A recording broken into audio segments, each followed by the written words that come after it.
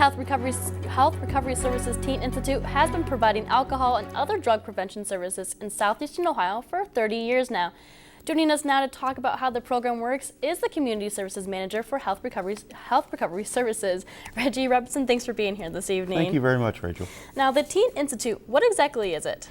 Teen Institute is the most established youth-led prevention program in the United States. It started originally here in Ohio in the late 1960s, and the Southeastern Ohio version of Teen Institute started 30 years ago. Well, been around for 30 years. How many programs do you have? We have a couple of programs. We have weekly or bi-weekly meetings in schools that are, again, youth-led, where we talk about prevention issues such as alcohol, tobacco, and other drug prevention, violence prevention, bullying prevention. But we also have an annual camp, a Youth Leadership Academy, which takes place in Jackson at the 4-H camp there.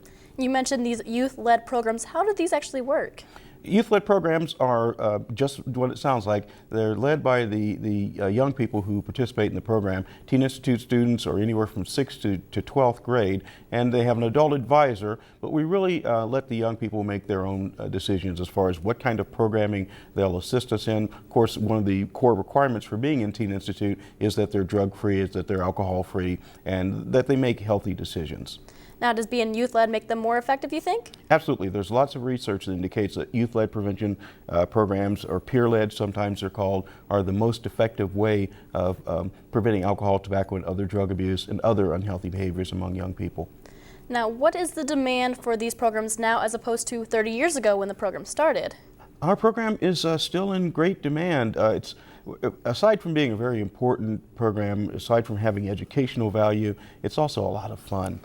So we have, we just last month completed our Youth Leadership Academy, the one that's a weekend retreat at the 4-H camp, and we had about 80 young people there. The focus has changed a little bit as far as the kinds of things that we're dealing with. Back when we started 30 years ago, we were dealing with alcohol and marijuana issues mostly. Today, with the explosion in prescription drugs, opiates of other kinds, our focus has changed a bit. We always have to update with the times.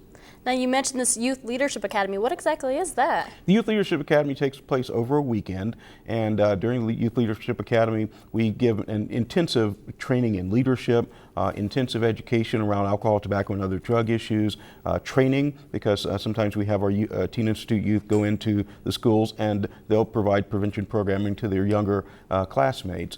We also have a lot of fun. We make s'mores on the Friday night of the Youth Leadership Academy, and a guy called Rockin' Reggie goes in and does a dance on Saturday night. So they have a lot of fun, but they learn a lot too.